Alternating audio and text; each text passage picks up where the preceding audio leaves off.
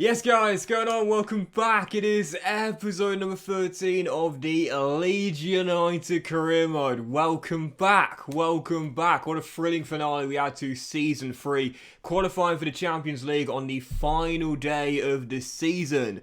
And as season 4 begins, what's going on here? What is going on here? EA, have you given up on career mode? I think so. What is this? What is going on here? What is Connor Cody doing in this chunny free agent kit? Signing for Leeds on a free, apparently. Spoilers, he hasn't. I don't know what's going on here. What a load of nonsense. EA, fix your game mode. It's embarrassing. So, season 4 begins with this. It has no effect on the saves, don't worry. But even so, season 4 begins, and as you'll see, we've got a budget for our brand new season. It's £140 million, biggest budget of the save so far, but to be expected after last year finishing in 4th place and qualifying for the Champions League. Thank you very much, Mikel Arteta. We've got a massive budget to return to European football with this year. So looking at our Leeds United team, obviously you would have seen start season off, we saw a few players leaving on free, such as Fraser Forster and Klassen, also leaving to Casapia as well.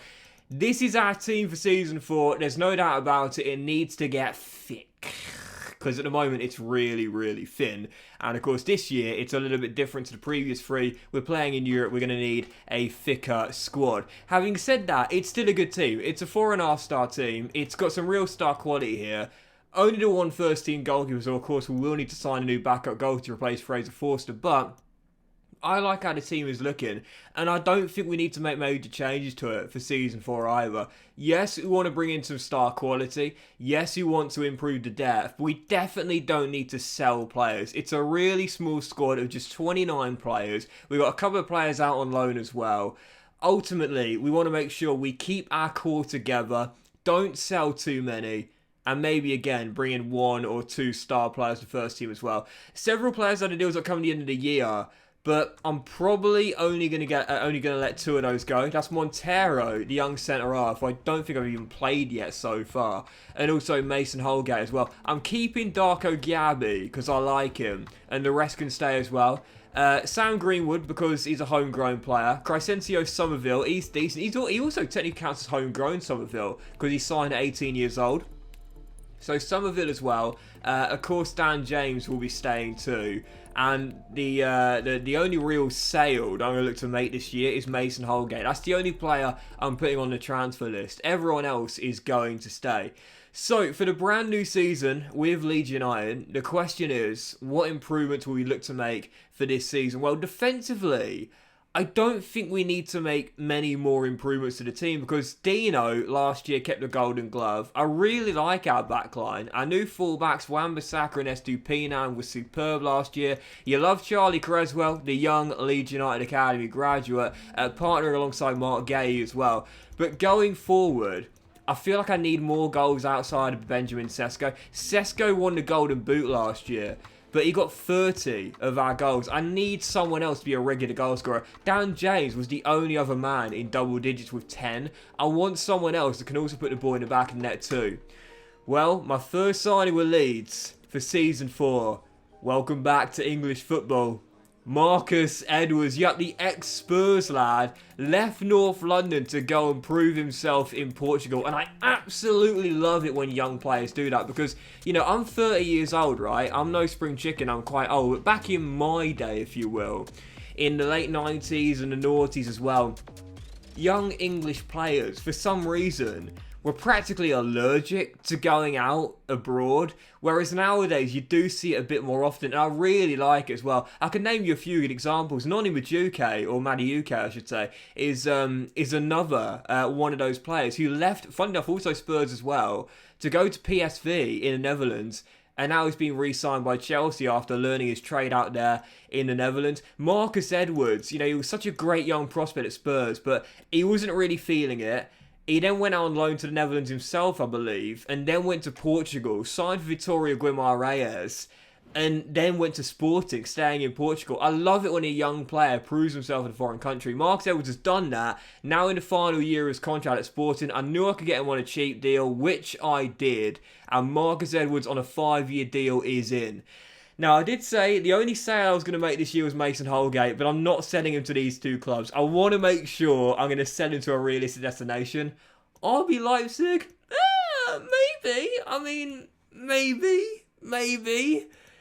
But Real Madrid, definitely not. I can't see Mason Holgate rocking up at the Bernabeu next year as the next Galactico. So Holgate, who's done really well to develop himself into a great DM in our team since Season 1, we're going to sell him on, but it's not going to be out to Leipzig or certainly not Real Madrid. I thought, I'd like to keep him in England, personally. And then I thought, David Moyes, do you like the look of him? Because if you want, you can have him as a part exchange deal for one of your stars that I really want. Yup, for £55 million plus Mason Holgate, Lucas Paquetá is on his way to Ellen Road. What a baller this guy is, man. Such a class player. And he's got an amazing chant as well. 55 mil plus Mason Holgate was the deal. So quite happy with the transfer for all things considered. Getting a player off the wages who I wasn't going to keep anyway. And bringing in Paquetá on 100 grand a week. He's got such a class chant as well. Just sold my car to Lucas Paquetá. It's a brilliant chant. For those that aren't British, basically we've got a car company in Britain called We Buy Any Car, and the clue's in the name. Believe it or not, they literally will buy any car. It's ridiculous, but basically they've got an advert going right now. You hear it on the Capital Radio a lot. It goes, just sold my car to We Buy Any Car. And West Ham have flipped it, just sold my car to Lucas Paquetá. It's brilliant. I love it. But this guy is such a great player. And you know me. You know the sort of players I like. Hard workers that can do practically anything. Jack of all trades. Lucas Paquetá is that guy. He's got a bit of pace. He's better going forward than he is defensively. There's no doubt about that. But with a 4-star weak foot and 5-star skills, he can operate deeper, though he is better going forward. He could possibly operate on the wing as well, as a false 9 too. But to me, what I'm planning to do is have Paquetá coming in and playing in the Matt O'Reilly role as a CAM and dropping O'Reilly to CM. Because we've got two DMs in Doucouré and Calvin Phillips. Now listen, that's great if we want to secure the back line.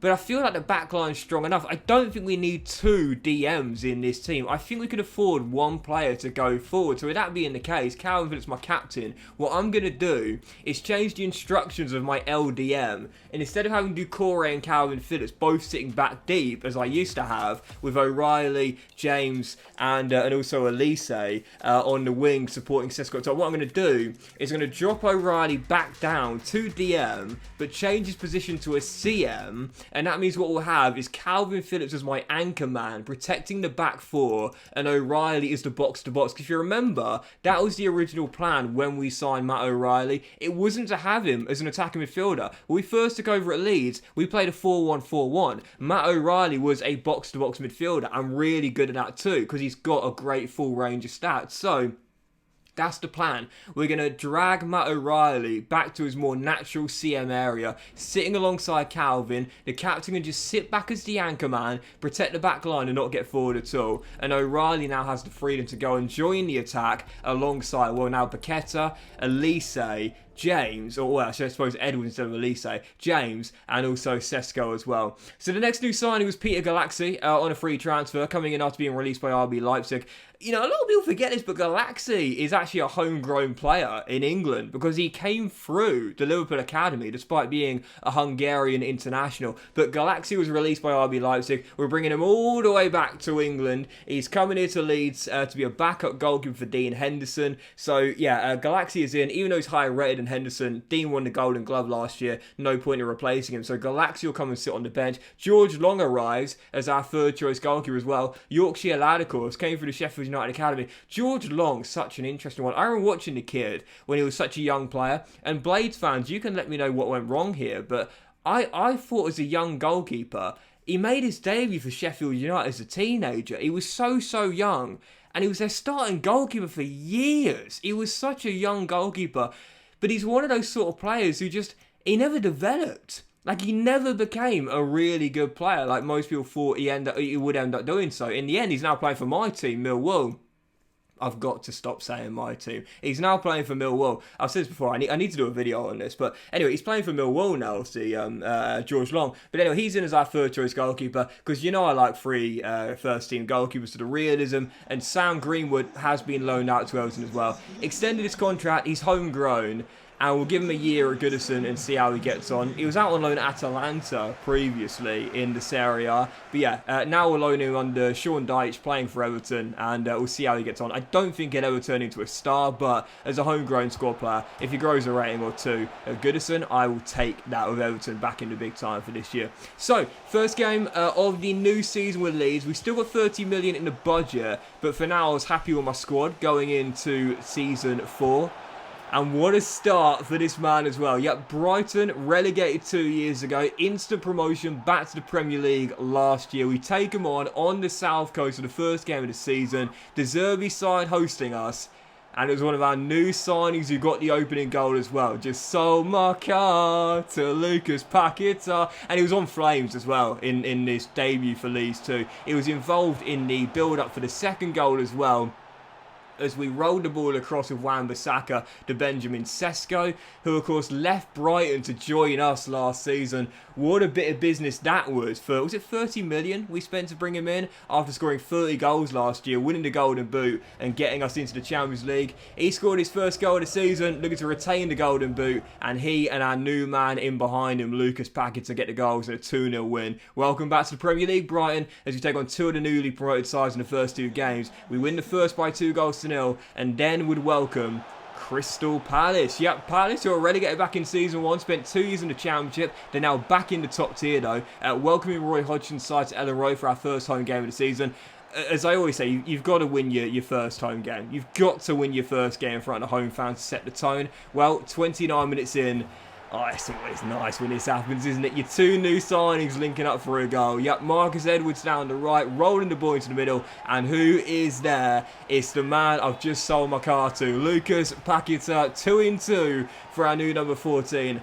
I'll tell you this right now. Matt O'Reilly might not get involved as much now as a natural CM, but Paquetá is a step above. O'Reilly's been class for us since we signed him from Celtic in episode number 1, but Paquetá is a step above. He scored his second in 2, as did this man. 4 goals in 2 games, and 2 each for Sesko and Paquetá in a 2-0 victory once again. 2-0 against Crystal Palace, and following the win, we had a draw for the Champions League group stage, where Leeds United had got in Group F Atletico Madrid, Club Brugge, Lech Poznan. It's a decent group. It's tough, but no doubt about it, we can get through that.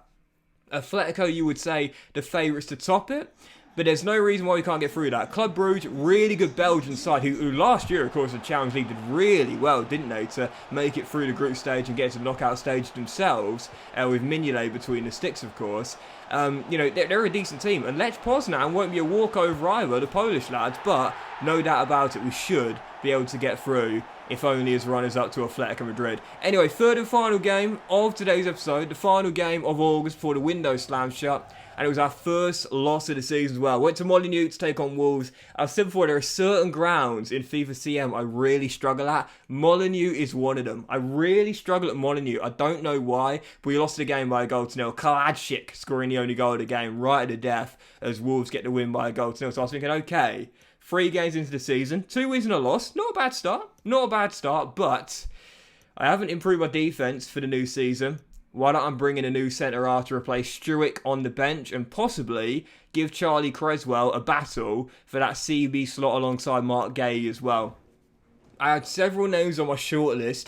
The one man I really wanted was another ex-West Ham man, moving on to Lazio in the save. Issa Diop is a really good centre-half. But unfortunately, Lazio just wanted a little bit too much money. We had around £30 million in the budget after the season to get sales, but I didn't want to swap out any of my players. I said the main concern this year of our team is it's a thin squad. So we've swapped out Mason Holgate and we've loaned out Sam Greenwood, but I don't want to get rid of any more of my players, so I didn't want to swap anyone. I wanted to pay a flat transfer fee, plus maybe a sell-on clause, but I wasn't in the market to sell any of my players. I couldn't afford Issa Diop from Lazio, but with Maxence Lacroix currently playing in the second tier with Brentford after their relegation... Wait, did they go up last year?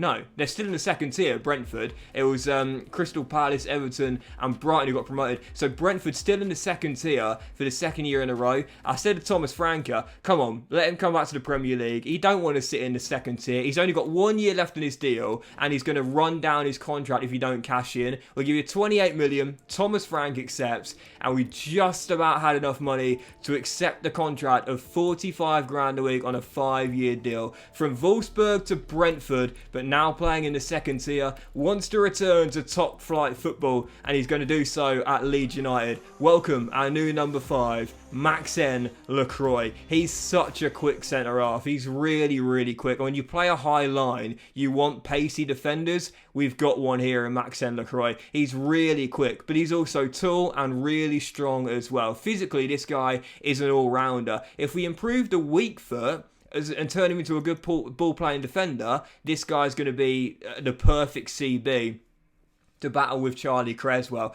I don't think I'll start him. I think I'll prefer Charlie, even though he's far quicker, and that is the one negative to Creswell's game, is that as a defender he's superb, but he is quite slow. But I think I'll still keep Charlie in the first 11, because I love having an academy graduate in the first 11. Creswell will stay there for now, but as a backup or a competitor for the CB slot alongside Mark Gay, that's a really good signing. Lacroix in, and it was my 5th and final signing of the window. Transfer deadline day comes to an end as you'll see the full business this window. Sam Greenwood to Everton on loan, Holgate to West Ham as a part exchange deal, but for the 5 new signings, George Long and Galaxy backup goalkeepers, Marcus Edwards coming in as our new right winger, Lucas Paquetá as our new CAM, and also Lacroix to give Creswell a run for his money as well. The Leeds team has now become 5-star. I'm loving how it's looking. We're trying to keep it as realistic as possible. I'd say so far so good, based on the rate of progression now being a Champions League team as well, and we've improved the depth too. Great transfer window, and now the real business begins. And by that I mean our return to the Champions League. Guys, thank you for watching the season opener. I hope you enjoyed it. If you had, then please drop a like. I'm sure you'll have a fantastic day. And I'll see you for the next episode of the Leeds United career with our new little Leeds team back in the Champions League very soon.